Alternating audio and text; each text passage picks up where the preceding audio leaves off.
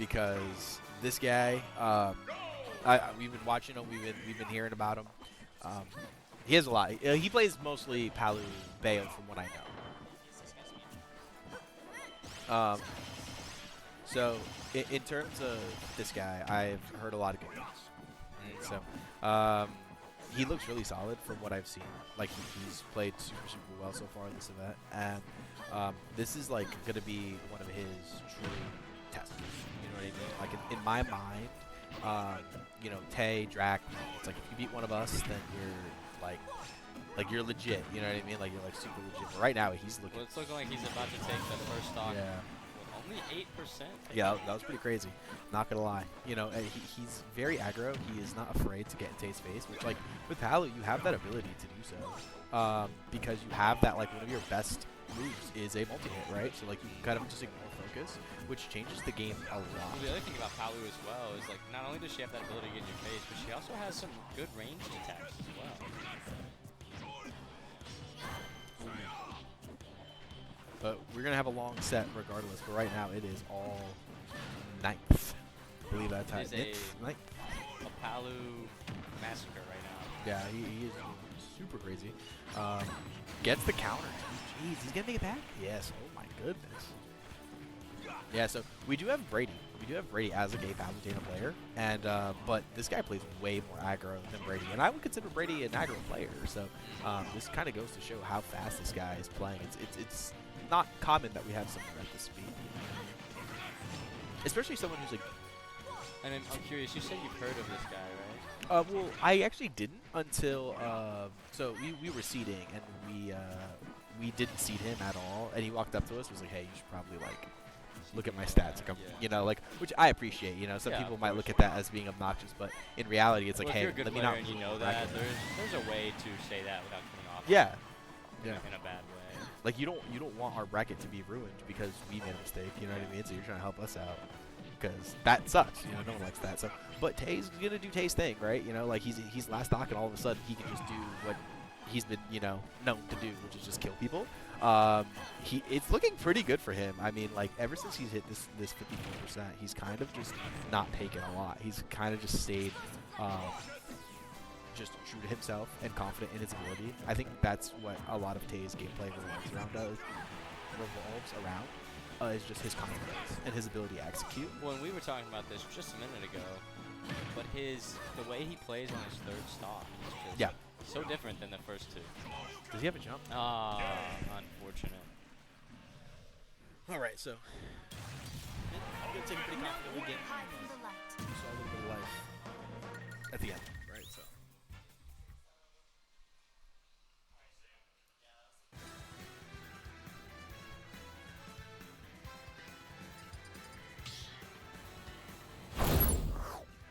Back to it. Small battlefield is the trick. Wait. It is. Oh, gotta change the music. I respect it, you know what I mean? Like. Well, they had some watery graves on here. Oh, this one's so good. This was my 2019 pick of the song. What did they pick? It's like the valedictory Elbury or whatever. I can't say either of the words. Just see when it comes up. It is so good. It starts with like a crazy violin, like solo. It's very, very good. The valedictory elegy. Yeah, it's a great song. I'm surprised nobody has picked Steve. This is honestly OG skill set we're seeing here. I think it's like a Xenoblade song. It sounds Xenoblade. Do we have any Steve players in our community? Liam's our only one, but he doesn't really show up too often. And then Cake doesn't really play Steve that much anymore. And we have Isaac who plays that character sometimes, but is mostly a Wii thing. And Pip. Okay, so a little bit change of pace now. Tei's able to move on to the level of pace that we're seeing from that didn't want too many Tatsus there. Wow, that back is going to be pretty scary because you're going to be able to reset the situation. Really strong Tatsu is going to change the timing. And that kills. Right. I think we're going to have this. This is going to be a good set. Yeah, it's good.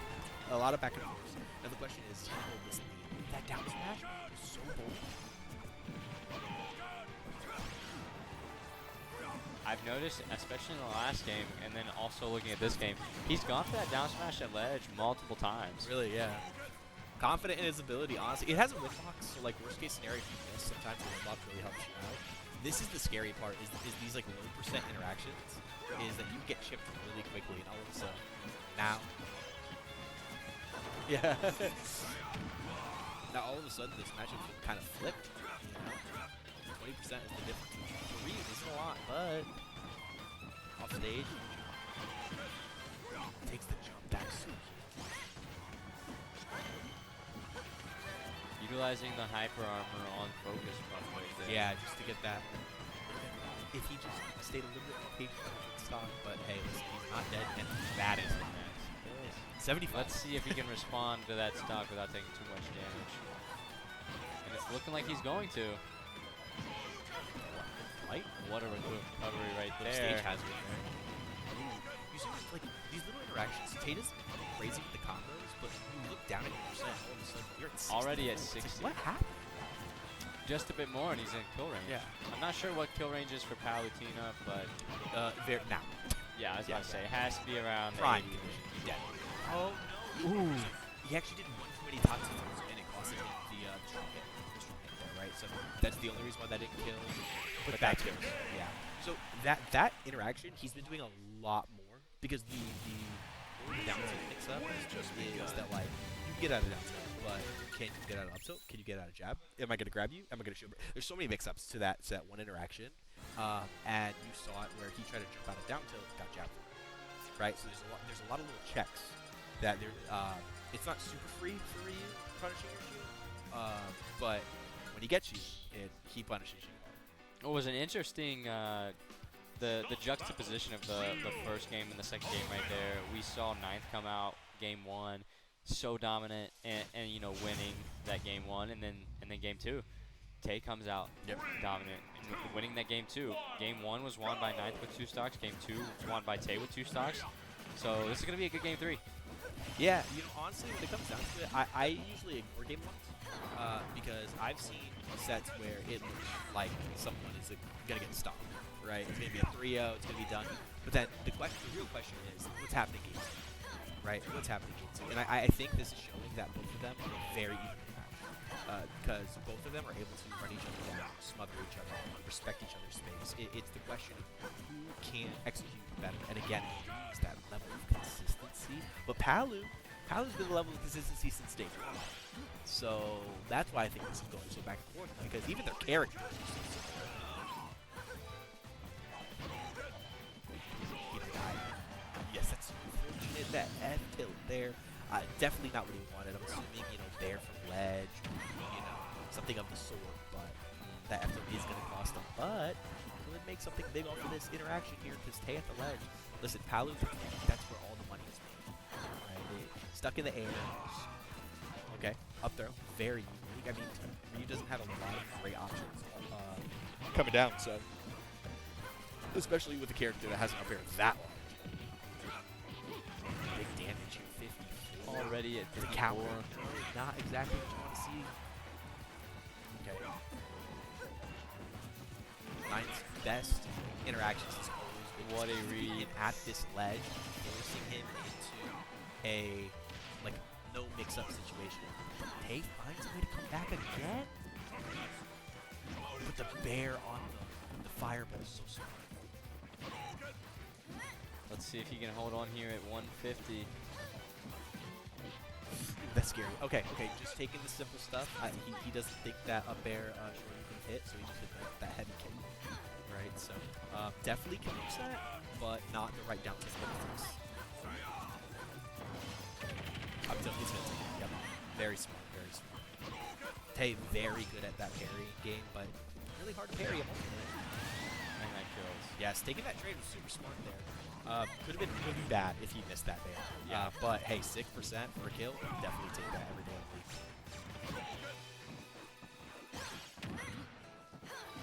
Alright, here we go. This is where the big damage is coming up. Ryu doesn't really have a great way to land, so.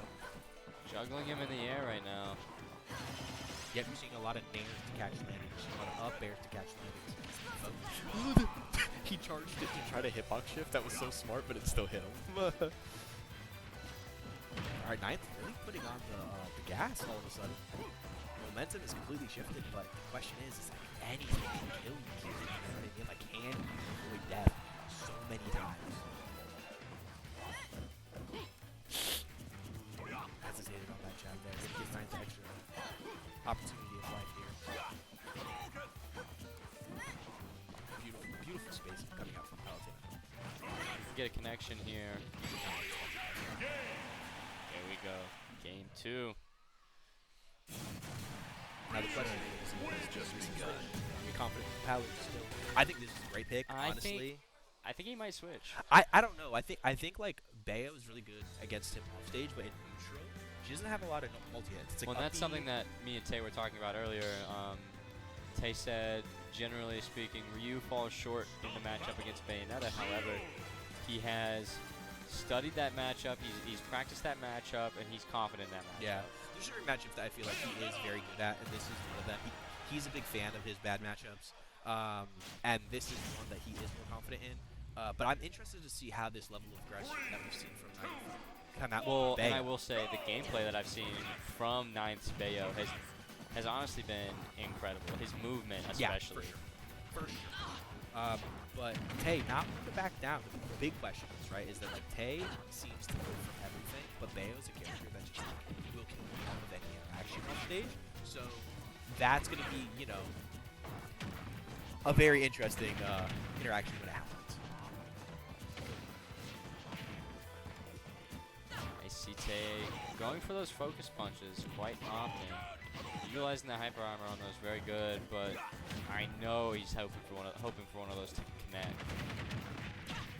Here is the first of many, right? Did he lose his jump there? Big question. Looks like he touched high, and he somehow avoided the up B. Wow, that was so small. They changed a lot. I will say the one thing about these two characters, Bayonetta she punishes for an extended window, but the percentage that she adds on in that window is rather small compared to the percentage that Ryu can add on in such a small window. That was so odd there. It looked like he fell off ledge, but he somehow lost he somehow lost his jump interaction. But it's not gonna worry too much. We'll see how much it affects him in the long run. But right now he's still relatively even. A lot of flooding is going on, but that doesn't kill. Killing? At 115, it does not kill. I'm very confused how. I guess he somehow not going to but that one is going to be the strong one, right? 21% is the difference here. Beautiful spacing on that fair there. Not going to get the big combo, but definitely telling Tei like, hey, you better be careful when I'm touching your shield. I've noticed Tei has been playing very defensively this game. I love his use of fair. Like there's two types of Bayos. Shiny Bayos and fair Bayo. And I'm a big fan of fair Bayo. The mix up between like 1-2-1 and 1-2-3 fairs, like it's essentially just it's kind of safe. It's very similar to like slash or side B, where if you can guess right, but like if you guess wrong, it's really bad for you, right? So wow, waiting. The very end. Bear is gonna take it though. Tei leaning in just a little bit more. Ninth pretty side. See, yep, yes, there. He's gonna take that hit. Yep, 2.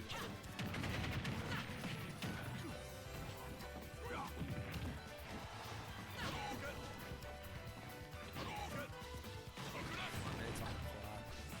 Tei not taking any time to rush it. Trying to find this. And his shooting it. Is that a bear? Is that bear? It looks so odd there, but crazy fine. Yeah, absolutely insane fine. Both players giving so much respect. 14-27. 27, it's so scary.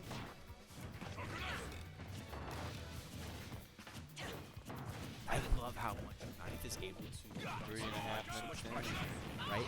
But still find a way to be safe the entire time. Takes a big risk there. How does he avoid it? How did he avoid that Nair? That's insane. I don't know if Nair doesn't have a consistent hitbox. I'm blind spots to it, but that was absolutely insane. I think he's an 85 on essentially the shot that's alone. Not going to be death. Up to back air. No, going to be up to. Just going to fall out of that combo. Okay. He desperately needs another combo to connect. Trying to find that bear there. Really scary situation for the players. Back air is good. And Tei takes it. Wow, that was scary. Yeah, it was. That was quite the game.